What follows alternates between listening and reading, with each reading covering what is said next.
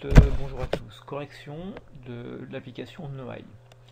Notre entreprise de torréfaction est dirigée depuis quelques mois par Madame Altman.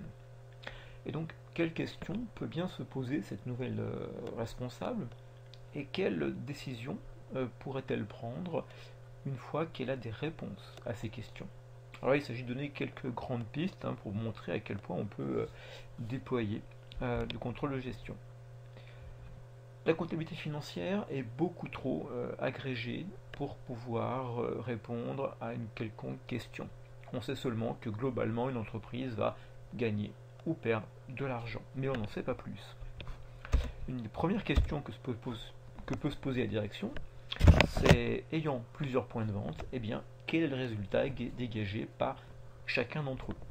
Le but étant de pouvoir les confronter, les comparer les uns aux autres, éventuellement abandonner des magasins qui seraient non ou peu rentables.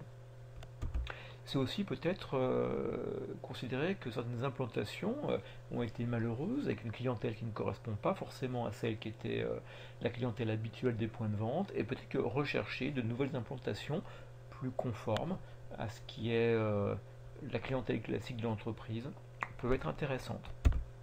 C'est aussi peut-être des politiques d'intéressement des salariés, et donc les impliquer commercialement plus fortement, et surtout voir si cet intéressement a un impact sur les résultats ou pas d'un point de vente.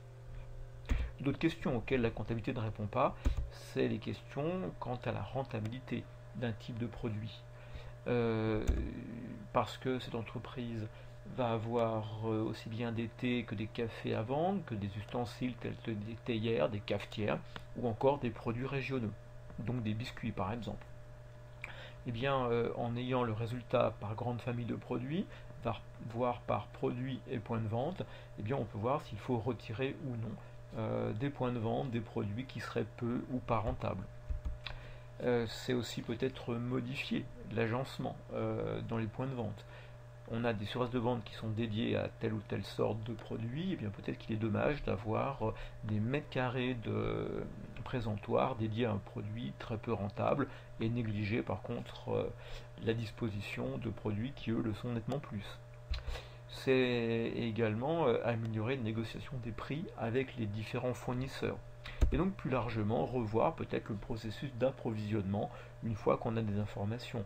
Changer de fournisseur éventuellement. Si un produit est peu rentable parce qu'on nous le vend très cher et que d'autres peuvent procurer quelque chose de similaire, il y a peut-être des réflexions à mener. Réduire le nombre de fournisseurs, ce qui fait que les négociations deviennent alors beaucoup plus optimales. C'est peut-être aussi réduire le nombre de références, à multiplier des produits plutôt similaires auprès de fournisseurs multiples. On s'éparpille, on passe beaucoup de temps à négocier des faibles quantités, alors que des achats plus globaux peuvent être peut-être imaginés. Voilà, quelques pistes, bien d'autres peuvent être parcourues, développées. C'est un peu les questions de base qu'on pourrait avoir en tête. Je vous remercie de votre attention.